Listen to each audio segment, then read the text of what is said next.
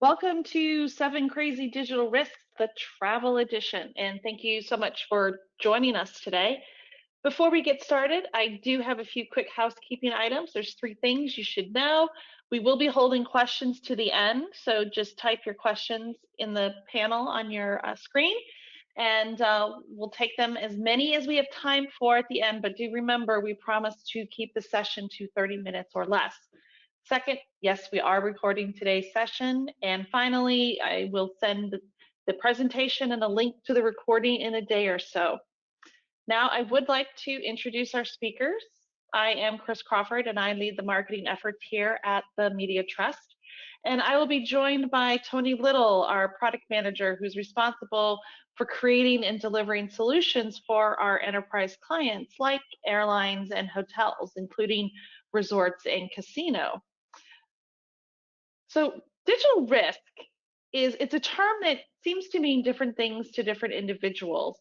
And there are a lot of contributing factors to digital risk, from email compromise and SaaS vulnerabilities to website integrity, in-store technology, or phishing.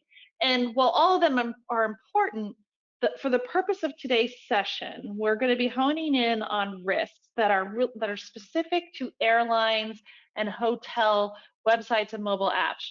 And that distinction is important when you look at the state of digital. Travel is showing signs of general recovery to pre-pandemic, but it's not going to be the same levels. But it's the time to be looking at your revenue-generating digital assets. So what we have here is a sampling of 10 significant breaches across 2020, and it's across the spectrum from nonprofits in Australia to consumer goods organizations or companies like NutriBullet and Kid Games to even tickets. And it's a growing problem. The FBI recently released a report stating that there was a 300% increase in cybercrime in 2020. And another recent study stated that 70% of hotel guests don't believe that enough is being done to protect them against cyber attacks. And so when we're looking at these 10 breaches from last year, it's important to look at what they have in common. All of them were client-side breaches, which means code was injected into the browser experience, and the problem was only seen by the user or on the user's device. And the reason is this is a very lucrative way for bad actors to gain access to consumers. It's very little effort, and it yields big gain compared to a in-person scenario where penetration of a brand website can affect thousands of consumers before it's even identified or shut down. And this is so successful because hotels and airlines and enterprises in general really don't own their website or their mobile app. And you have to think about it from the perspective of the websites of yesterday were brochureware, and they have given way to dynamic, much more personalized sites. So today's websites are designed to engage, to sell. Like Mark Pritchard from Procter and Gamble, he said that the future is all about digital, programmatic, data-driven, and automatic. And so what you have are websites that are, in addition to the technologies that you would expect, kind of the core functioning or infrastructure like a content management system, hosting, and analytics, that this has given way to, there are thousands more tools, I think 7,000 on last count, that are used to enable and deliver the more customized functionality for website visitors. And these tools, like content recommendation engines, ads, data platforms, payments, they're what enable the personalized or a more engaging experience. And 73% of consumers expect this more personalized experience. So from a hotel or airline perspective, you've got your different loyalty or rewards programs, which are going to have customer identification engines. You're going to have videos that maybe show the interior of a hotel room, maybe even the actual plane. So these are the technologies that are used. And the code is only executed in the browser, so it's not developed by the airline or the hotel web teams for the most part. It's typically sourced from a vendor or a public library. Sometimes it's paid, sometimes it's not even paid at all. And so the end result is that 90% of the code that's executing on the consumer device is from third parties. And this is a problem because the enterprise has no insight or control of this client side execution and therefore is blind to the security, data privacy, and performance issues that are generated from this third party code. Now, I'm not saying third party code is bad. It does deliver the necessary and engaging functionality that consumers expect. But third party code really lies at the intersection of risk, revenue, and user experience. From the risk perspective, third party codes, these vendors, they contribute to your digital attack surface. And the amount is usually anywhere from 3 to 5 times higher than you expect. And you also have to consider the reason why is because this vendor is usually bringing fourth or fifth parties to help deliver their functionality, which just really kind of explodes your digital attack surface. And if you don't know what's happening, you'll be vulnerable to compromise, a la the Magecart scenarios that most people are familiar with. And there was recently a loyalty program breach at an airline, and it was using the same provider that lots of other brands and CPG groups were using that was compromised. So they got hit. And your website is a revenue generating machine. So it needs speed, it needs ease of use, and you need security to drive trust because you want people to be inserting their payment information. But you have to understand that these third party vendors, they're not making one call. It's usually not a one-to-one scenario. And so they're making these calls, they're adding weight to the page and introducing latency. And, everyone expects, a page to load within 1, maybe 2 seconds, and consumers will abandon if it takes too long. And then you also look at the user experience perspective. So the third party functionality, these third parties, do they have access to your consumer data? Yes. Are they dropping cookies? Or are they using any other tracking technologies? That's something you need to know about because your website, it's an experience. It's not just a transaction. You want consumers to keep coming back. So your ability to manage third party code is really the cornerstone for driving improvements in your risk posture. And while there has been attention paid to cybersecurity and understanding third-party risk, it's not really done very well from a digital perspective. And despite all the tools that are in play, these digital assets, they're still at risk. And in talking with our clients, we've really been able to summarize those issues or these issues into 5 groups. First of all, you've got your scorecard. So those organizations, they're typically looking at owned and operated code, the first party code. They don't typically account for third party code. And if they do, rarely, if ever, I haven't heard of it yet, will they see the fourth or fifth party or the other vendors that are brought to the website. And then second would be consultants. We've had it on a couple situations where a industry consultant has repeatedly claimed and demonstrated to our client that their asset does not have any third-party code, and we show them where it is and what it's doing. But this is because they really don't have this client-side expertise to really assess what's executing in the browser. Third, there are privacy or consent management platforms. These platforms, they're really reliant on being provided accurate information, but digital is dynamic, everything's changing, and you need to be able to evaluate the user experience from both a consent and also a non-consent perspective. Fourth, we have blocking applications, kind of like a content security platform. these are blunt instruments.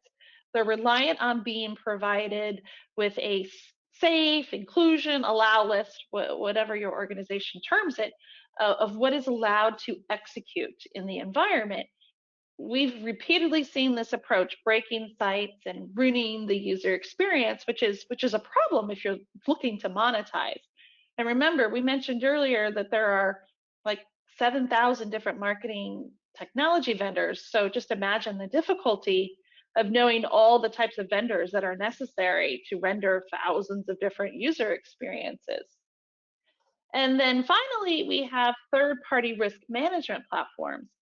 And what these solutions do is they catalog and they manage interactions between the enterprise and external parties. But as we've seen in digital, most of these relationships aren't known.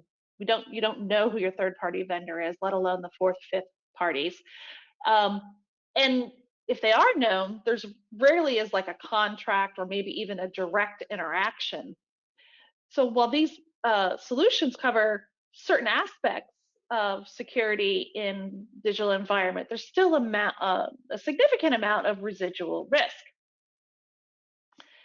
And what we did is we took a look at all this risk. So in 2020, we analyzed more than 100 websites across 8 consumer-oriented industries throughout the year. And we did this by monitoring from the consumer point of view continuously. So it wasn't like we did it once a week, once a month, it was multiple times a day.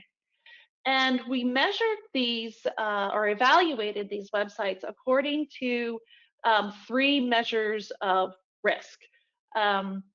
And what we saw in general across the 8 verticals, only about 10% of the domains were actually owned by the enterprise, which means 90% of the executing code is in the browser and they have no access to it.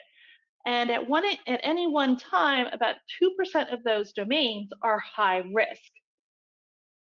So to control your digital environment, you need to look at these key artifacts of risk.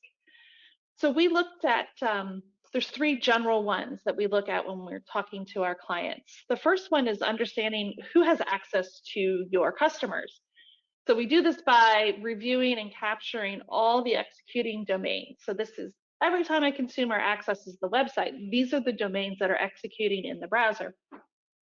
This will include first, third, fourth, fifth, whatever vendors that are brought along. Now you can see, as expected, website and retail lead the pack. That makes sense. They're strong, consumer-oriented sites that are continuously driving users to them.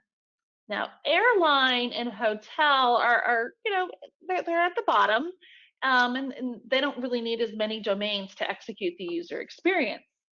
What is surprising, though, is to see banking as high as it is. It looks like it's about, on average, 100 domains. So what vendors or how many domains are needed to provide that experience to me? The second question that we ask, or that we want to know, is how volatile is this environment? And remember, digital is dynamic, so it's constantly changing to deliver an optimized user experience. And you measure this volatility through digital drift. You assess these new domains. We do it on a monthly basis. You can do it more frequently, but monthly seems to provide a pretty decent picture. Now, again, media was high. It's averaging about 17%, but that's an ad-supported industry. So every time a page is viewed, it's generating revenue from the ads. And they have teams that are set aside to optimize these monetization efforts. Hotel and airlines, they're in the middle, about a 5 to 7% drift. Airline looks a little bit more volatile. You can see the yellow spike here.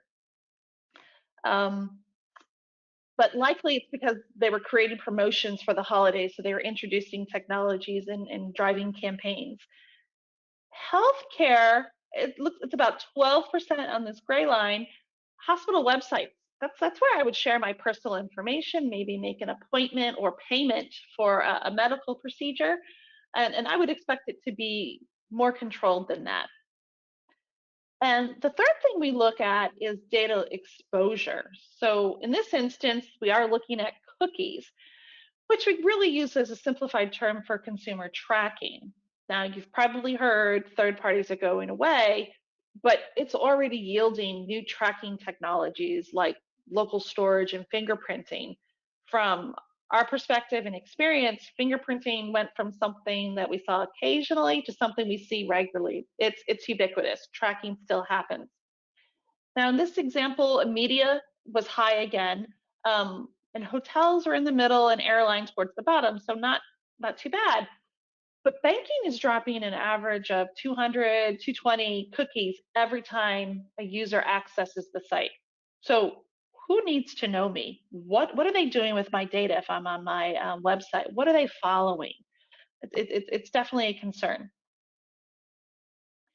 So that's the status of your ongoing or residual risk that's present in digital environments across the consumer-oriented industries that we looked at, and the different role that third parties and the fourth and fifth parties play, the different role that they play in, building the digital attack surface and potentially negatively affecting the user experience. Now, I do want to hand this off to Tony, who'll dive into the digital risks that are specific to airline and hotel environments. Yep, thank you, Chris, and hello, everybody. So today we're going to be walking through a digital scenario or journey that mimics a real-life situation and user behavior. One thing to keep in context here is that while this is a digital scenario with a lot of digital terms and digital language, what we want you to think about is how would a human feel about these risks in a traditional brick and mortar setting. So the first thing that we want to jump into here is the actual drivers of digital risk. And this is based on a blog series that we did, 7 crazy things that drive your digital risk. And would you allow this behavior in a traditional brick and mortar setting? So the first one that we want to jump into here is security. And the key point to keep in mind throughout all of these 7 crazy drivers of digital risk is monitoring. So getting back to security, within brick and mortar, it's pretty easy to tell if you have an imminent threat. Inherently, as people, we're always on the lookout for this type of thing. So the concept of monitoring is as easy as telling your employees to keep an eye out. Airports and hotels are generally pretty tight on security. Within digital, it's a bit more complicated to tell when there's something malicious going on, like a domain bringing malware. There are no employees or security guards sitting there to keep an eye out, which really emphasizes the importance of digital monitoring to keep your consumers protected. The next one we want to dive into here is payment fraud. So in our example of Bob here, if Bob walked into a typical brick and mortar environment, would you want someone sitting at the check-in counter asking to take a picture of his credit card? Probably not. However, within digital, skimming is a very common attack and risk that should be monitored for regularly. So slow response time. Have you ever waited 2 hours in line in a hotel lobby to check in? It can be pretty frustrating. So within digital, consumers have similar feelings of frustration when they wait an excessive amount of time for a page to load. Large amounts of third-party JavaScript and domains making network calls can slow a page down tremendously. It's important to monitor for these types of things and take necessary action to keep your customer satisfaction high. So customer hijacking, this is an interesting one to think about. Imagine you're waiting in line at your favorite hotel to check in, your bags are in hand, you're excited, and you're ready to check in, but all of a sudden you're whisked away to a completely different hotel with the clerk you've never seen before, asking if you're ready to provide your credit card. So it's a bit difficult to wrap your head around this from a physical standpoint, but it's actually quite common in the world of digital. Luckily, it is preventable through the use of careful monitoring of your sensitive pages. Data leakage. So if you have a loyalty program, it's very unlikely that you would go ahead and share all your loyalty member information with anyone that asks. But within digital, if you're not carefully monitoring your domains, this risk can be pretty common and plagues a lot of people in the industry.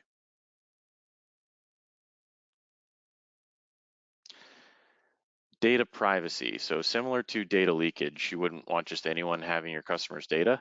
You also want your customers feeling safe and secure, so they want to know that you're taking the necessary steps and actions to keep their data private. And our last one here is regulatory compliance.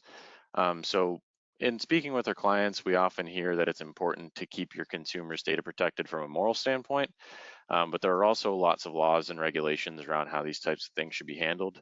With GDPR, CCPA, VCDPA, and other states following suit, it's important to get out in front of this and proactively be able to say what steps you're taking to ensure your consumers' data is protected. So an actual analysis of digital risks. We did an analysis of 15 travel sites throughout 2020, and what we found was that 90% of domains are actually not owned by the individual travel sites, and 1% of those sites that we found are considered high risk. So looking at an actual aggregate of the sites, we found that there are an average of 96 domains. So speaking to the number of domains, the greater the number, the greater the amount of risk from what we've seen, because of the variety of things those domains can bring, including more calls, more latency, greater file download size, etc. If we focus on a particular example in this first chart, you can see one site making drastic changes with a navy blue line. So increased visibility to the site allows the marketing and security teams to collaborate and work together and have better control over their vendors. So the second chart, what we want to focus on here is digital drift. So you can see on average, there's an 8% of digital drift throughout these sites. Again, looking at the navy blue line, there's a significant amount of variability. Variability speaks to lack of site control and could be a pretty high level of risk. So it's not always risky. This could be a new program they're rolling out. So this may be expected, but it's very important to have visibility into this. And the final thing we want to look at here is cookies. So total counts of cookies provide some insights into the level of control a site has. When speaking with our clients, really sophisticated security groups want to know what every cookie is and the purpose of it. So again, looking at the navy blue line, we see a steep drop off in cookies similar to domains. It's important to have visibility into this and understand why it's happening. Could speak to the site owners restricting the types of trackers that they allow on their sites. Okay, so getting back to Bob, we're going to walk through a 4-step journey here of what Bob would take to reserve a hotel room or a flight. And the first thing we want to look at here is the product page. So one thing I want to point out that you'll notice is a half graph on the side of the screen here that will continue to grow as the journey continues. But if we want to dive in here to the product page, so Bob visits the site, he wants to reserve a flight or book a room, so he's looking around at the product pages. Looking at Airline first, so while doing that, there are 49 domains. Only 4% of those are owned by the first party, and we have 7% digital drift. 66 cookies are dropped, and 85% of those are from the third party. Looking at hotel, we have 39 domains, only 3% are third party. We have a 9% digital drift, 39 cookies, and 94% of those are from the third party. Okay, so step 2, Bob goes ahead and selects his flight or his room. Looking at Airline first, we see now that there are 39 domains. Only 5% of those are owned by the first party. We have a 4% digital drift, 43 cookies, and 74% are owned by the third party. And taking a look at hotel, we have 39 domains, 3% are third party, 5% digital drift, 23 cookies, and 95 of which are owned by the third party. Okay, so taking a look at the payment page here, Bob goes ahead and he inputs his payment information. Something that's interesting about this is we actually see an increase in domains. The cookies stay relatively stagnant. So we're now up to 40 domains, 7% are first party. We have a 10% digital drift, which is pretty high, 42 cookies, and 72% of which are third party. And looking at hotel, we have 36 domains, 3% of which are third party. We have a 13% drift and 23 cookies, of which 96% are the third party. Okay, and then we get to the confirmation page. So Bob receives confirmation that his flight or hotel has been reserved. We would expect a bump here given the marketing need to track this information. For Airline, we see a jump up to 67 domains. 4% of those are first party. We have a 7% digital drift, and also a pretty substantial bump in cookies up to 90 from 42 on the previous slide. So moving over to hotel, we're now up to 56 domains there, 2% third party, 9% digital drift, 48 cookies, of which 92% are third party.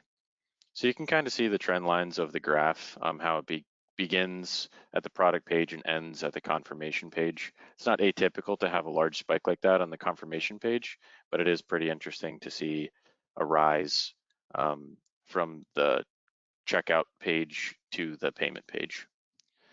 Okay, so analysis of the journey. This type of digital journey speaks to the many potential risks that consumers face in digital that they wouldn't necessarily face in brick and mortar.